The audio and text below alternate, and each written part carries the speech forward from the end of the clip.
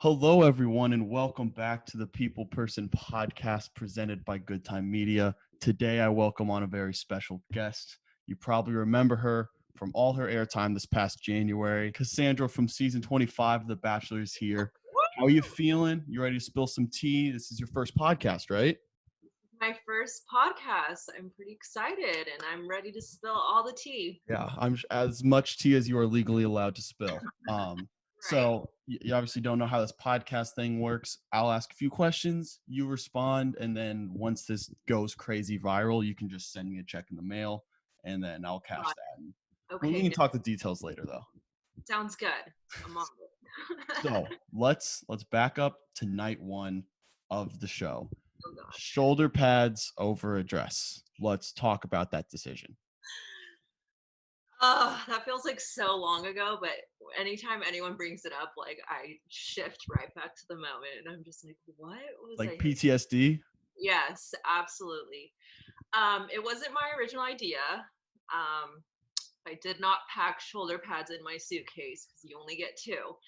But I actually had a different idea and it kind of got shut down, which I was bummed about. And Can you then, say what the other idea was? yeah, I thought it was super cute. So, like, I'm Mexican and tequila's big in my family. So, I wanted to bring out like two tequila shots and be like, it's going to be a long night. Let's ease the nerves kind of thing and like take a shot. They were like, you can't get them drunk right away. Like, it's just like, so I was like, fine, I guess. And then we were just like brainstorming and like, he played for like the Saints and like I don't even know if he like actually played. I should have done research, but I don't think you really. um I don't know. So big in football, I guess. And so we were like, oh well, we can go like more like funny, athletic, whatever. And then I didn't think I thought I was just gonna do like a jersey and like yeah, and then Yeah, they came. shoulder pads is a little much. I don't think you like. I don't think you really had to do that. You could have just gone with the jersey. I didn't even like give much pushback. I was just like, sure, let's do it. I'm like, I don't know what I'm doing, but they didn't even show the full thing, honestly, thankfully. Yeah. Because I had full helmet and like did like a reveal, and it was Oh, like, geez. yeah. So they did me a favor and kind of just given me those Yeah. 3 seconds. So how important do you think that is, that limo introduction? Because people always say like, oh, like big first impression, but a lot of it's just like a show to let people introduce themselves, to like introduce you guys. So it's like or you girls, but like how much of an like how important is that?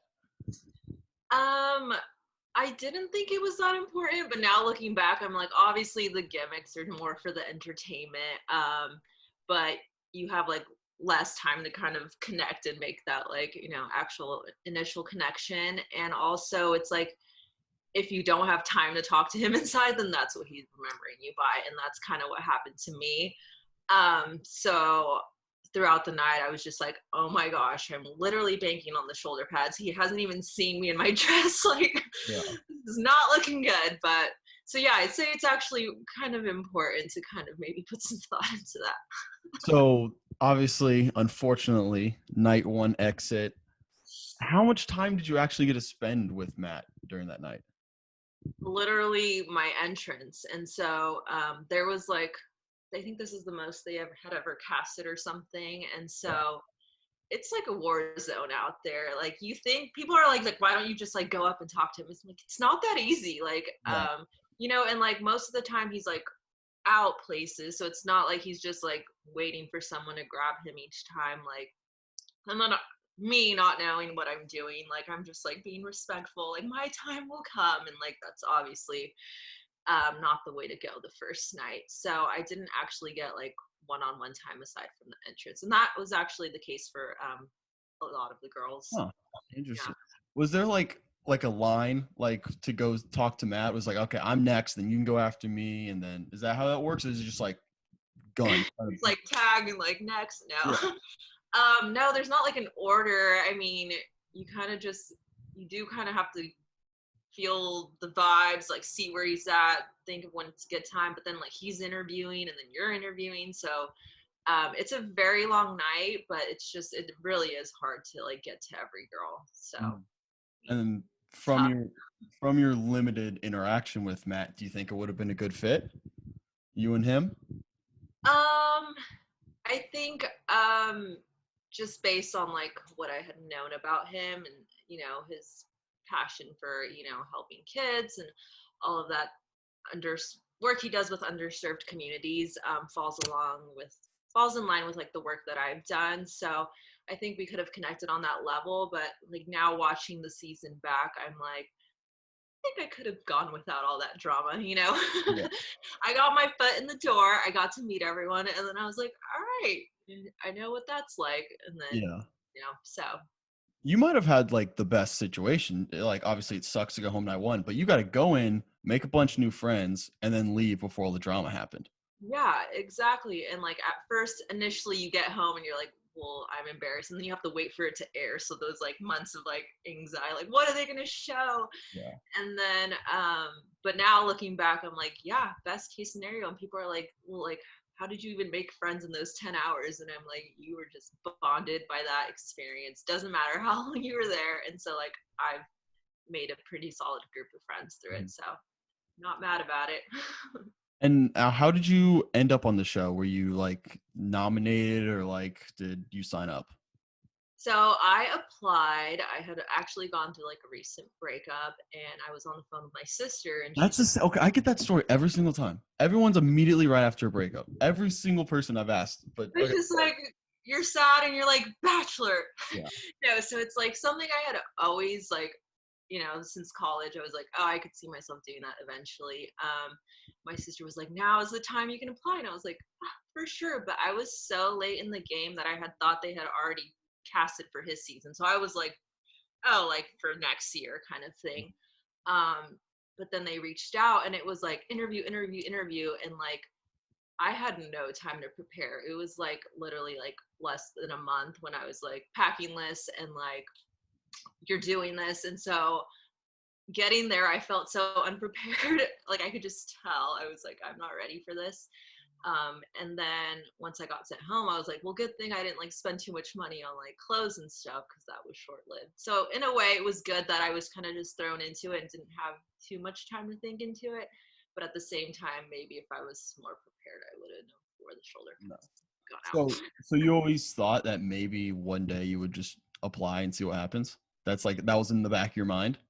Yeah, I had seen the show. I wasn't like a huge fan, but like I had seen the show and I was just like, yeah, like I feel like I could totally do that. But when it gets down to it and you're getting the calls, you're like, wait, this is like reality. Like I can actually do this. And then pretty soon you're walking out of the limo. No. Weird. I mean, it's one of the weirdest situations you could possibly be in. So I don't think there's anything you could do to prepare for that. Exactly. Now, when you're going through like the interview process to possibly get on this show, like, is there a part of you that's like, okay, I need to be kind of weird because they want to pick cool, like weird people to be on the show that are going to stand out? Or are you just like, all right, I'm just going to hang out and be myself? Obviously, that's the right answer, but I feel like in the back of your Yeah. mind, you're like, I want to stand out. Yeah, definitely. So I had just like literally just finished grad school. So I was just like literally unemployed. Like I was about to move. And so there's kind of a lot going on. And I think that kind of helped, and that the fact that they knew I wouldn't have any responsibilities to kind of have to put Yeah. aside. But for the most part, I was just myself. I was like, should I say that I don't like get along with girls, or should I say that like I thought about it, but I was like, no, because then I feel like they're gonna like run with that narrative rather than Yeah. like. So I just I kept it chill. Just come in hot, be like, "Oh, I hate all women. I hate girls. They hate me. Let's go. They'd be like, I will cause all the drama. It will be me. yeah, It'll be I my will show." steal any man from any girl. Yeah. No, I was pretty chill. So Now, there was a lot of drama in this season. Obviously, you weren't a part of most of it. Is there yeah. a is there like a certain aspect, a mid-season drama that you're like, damn, I wish I was there for that, just to like experience what was going on? Um, no. Well, honestly, like if I could be like maybe behind the camera, just like, oh damn, it's Mhm. going down. But I don't know. I get very. I'm not. involved in drama a lot, so I get like pretty uncomfortable, and I'm also like a little sensitive, so I think like people with big personalities like Victoria would have like made me feel super small. So I don't know. There's just a lot. You have to be, really strong minded in those situations. And kudos to them. But I think I was okay without that. Did you watch the whole season through? I did, just because I was keeping in touch with all the girls. Some of it was like hard to stomach, just because like when you're in it, it's a different perspective. Mm-hmm. Um, and when you actually know the girls, it's not just entertainment. I'm like, oh my god, like these girls are actually going through it, and like you feel kind of bad for them. Yeah. So as you're watching, was there anything like obviously you stay in touch with a lot of people from the show? Was there anything you felt like you watched and then found out, or like as it was happening, like, oh, that's actually just not how it happened, or like anything that was just looked different on TV? I mean, I think when the emotions are high, you see someone different on the screen, obviously, but meeting them, I think that's the good part about going home too. Like I wasn't there for all that, so I'm just meeting them kind of again for the first time and just getting to know, you know, how they present to me. So I don't really judge them based off, whatever drama went down. And I find that, everyone has their own story and everyone's super genuine. And yeah, it's just Did anyone stand out night one where you're like, oh, she's gonna make it far. This is gonna work. it's so funny because Katie was in my limo and we were like sitting like Okay. next to each other. So during our limo ride, she like had to pee so bad for like the whole, and you have to like wait for the other girls, and so it's kind of a long sit. Yeah. And we're all trying to like drink champagne, but she had to pee so bad. She's like trying to go in the bushes. We're like she could not hold it. She was so anxious. And then like we met the dildo before anyone else, and so Nice.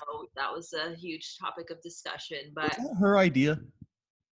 um, I think I'm not sure actually, but she does have her. I don't know if you've seen her TikToks prior Yeah. to the sex I'm a positivity. big Katie fan. I'm a Katie stan. Oh, same. And so she was definitely one of the ones I was like, this girl's gonna go places because she was unapologetically herself the whole time.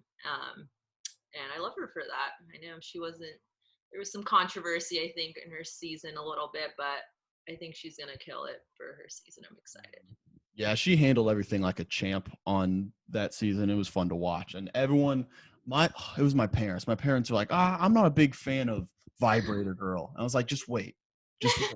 I promise you she's going to turn it around. She turned it I around. know that's how I felt. I'm like watching it. They're like dildo girl, like no, and I'm like she's going places. Just give it time. Give it time. Now I have to ask, obviously, the follow-up question. Anyone who's been on the show, Bachelor, Bachelorette, they always lead into the potential of paradise. So can you say anything about paradise and that possibility? I can say that Paradise is happening in August. They already said that. um, no, I can't disclose too much. I guess you'll just have to wait and see who's on the beach. But it's Do you like definitely beaches? Are you a beach girl? I live in San Diego. I do like beaches. Yeah, we'll just have to wait and see. All right, I like that. Now, there's something I do need to address that maybe you can give me some clarity on. So, you're good friends with Chasen, correct? Yes, Okay, so TikTok. yes. So, I am actually Chasen was on my podcast before, and I'm actually very upset with Chasen right now. So, here's the reason. Some people are calling it hoodie-gate. Do you recognize this hoodie at all? I do. Why do you recognize it? It's yours, right? It is mine. Now, just recently, I think like a week ago, Saturday, I was scrolling through Instagram and I saw in Katie's story, Katie was wearing that hoodie. Oh, she was. With Yes. Anna. Yes, she was with Anna. And I was like, holy shit. First of all, I was like, proud business owner. This is awesome. Good publicity. Yeah. Then second of all, I was like, how the hell did she get this hoodie? Because like I didn't send her one. Like I'm not selling them online. I was super confused. Then I realized, oh, she was with Chasen kind of all week. Did he just hand it off? No That's what I remorse. want to ask you. Do you know anything? How would she have Chasen's hoodie? I'm unaware of the hoodie situation. I wasn't there when she was actually wearing it, or I maybe would have questioned, but now it makes sense because I forget that you did it with Chasen, and Mm-hmm. you can't That's trust what. them. You can't. It's the talk of the town. It's hoodie-gate. Everyone's talking about it, and I need answers because I'm mad at Chasen because if you're gonna give away a hoodie, if say like, whatever the situation was, she's cold, she needs a hoodie. Mm-hmm. As the guy, you're not gonna give away your best hoodie. So he went from Right. the bottom of the barrel, grabbed my hoodie, and said, "Here, take this." Cold world. Slap in the face to me. I'm not Maybe happy with Chase. temporary. He asked for it back the next morning because he couldn't live without it. He's like, "Yo, I'm gonna need that." I hope that's the case. I hope so. I might need to have Chasen back on and clear the Bottom air. of this Yeah, so you can let Chasen know that I'm upset with him next time you see him. Okay, will do. we have beef now.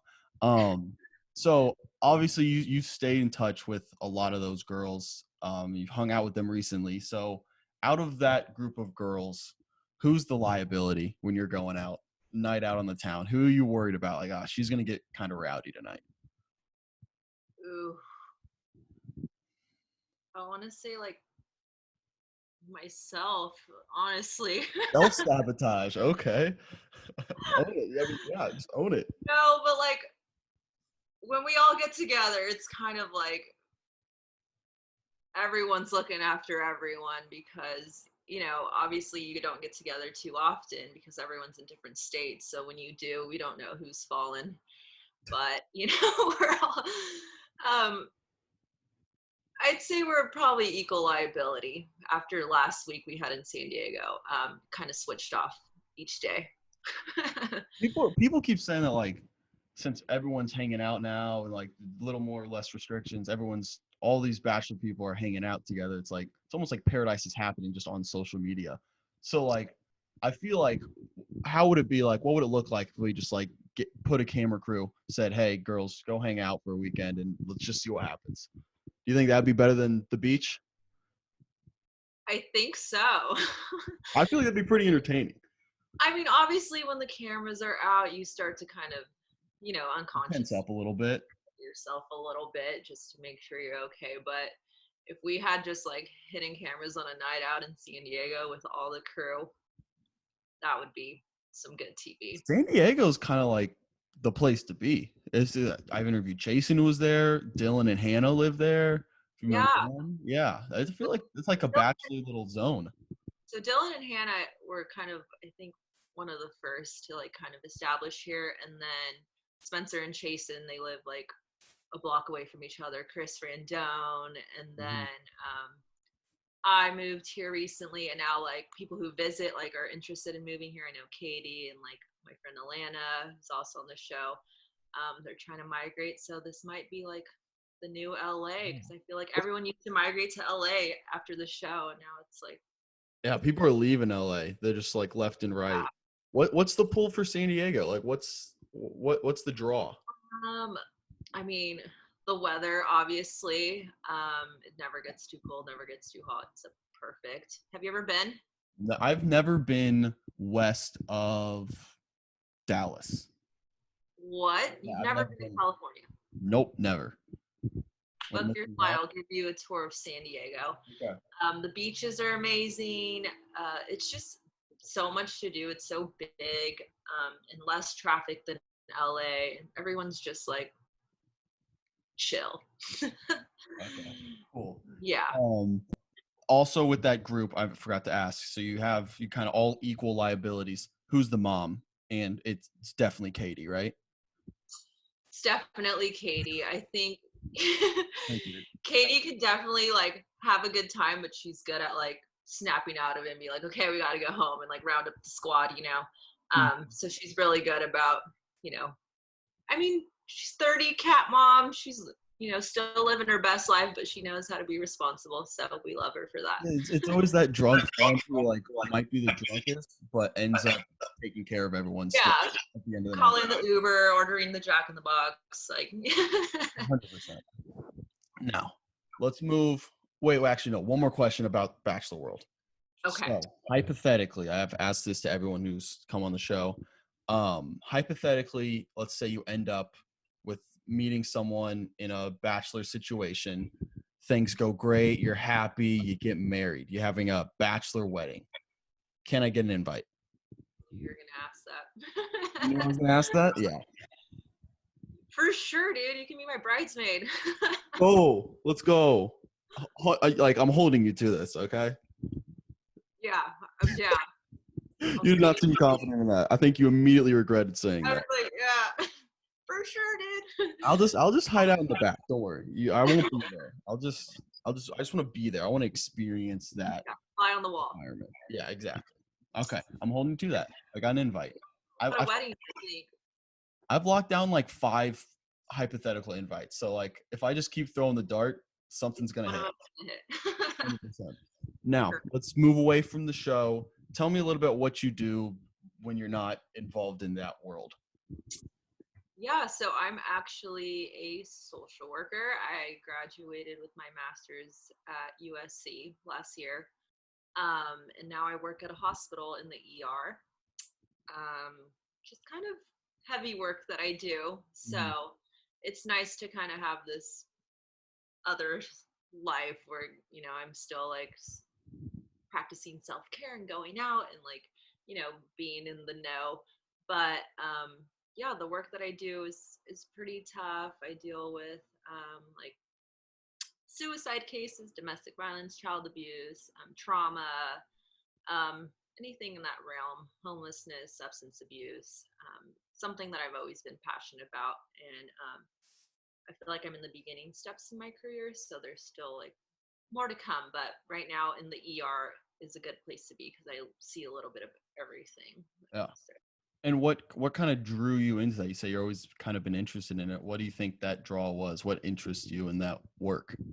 I think my passion came at a young age, just facing some adversity myself. I felt like I was always inclined to wanting to make a difference in any way that I could. And, I graduated my bachelor's and actually I volunteered for the suicide hotline for like 2 years. And that kind of was my first step into the mental health world. And then I realized that, I could be good at this. And then I went on to get my master's, and now I do hope to get, like, the next step would be getting licensed, and eventually, like, I want to be a therapist who provides services to low-income communities.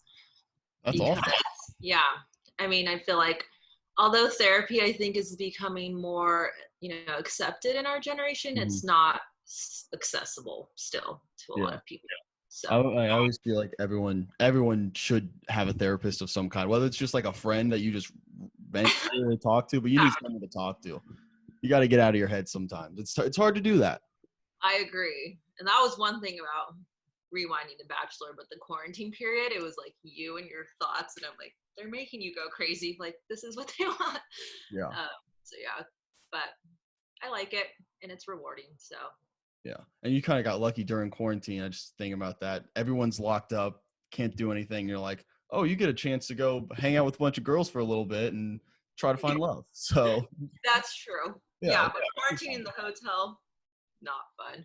But food, you got food delivery. I was like, steak every day. There you go.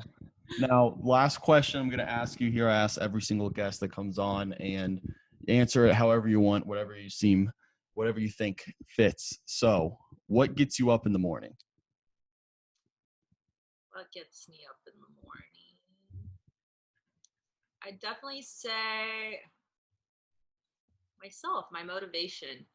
I feel like I still have like a lot that I want to accomplish, and I know at like my age, it always feels like there's a deadline and like you got to get things done. It's the millennial way of thinking, but there is a lot of things that I want to accomplish, and day by day, getting the little things done to reach those big goals, if that makes sense. But yeah. No, that's awesome. Well, again, thank you so much for coming on. I really appreciate it, and good luck with all your future endeavors, whatever they are, whether it's on a beach or not. I don't know. We'll find out. But yeah, thank you so much for coming on. I appreciate it. I will see you in San Diego soon. Yeah, dream girl, dreaming, I be dreaming. Missing all the days you got me fiending. I said I love you, babe, you know I mean it. Hey, yeah, dream girl, I be dreaming.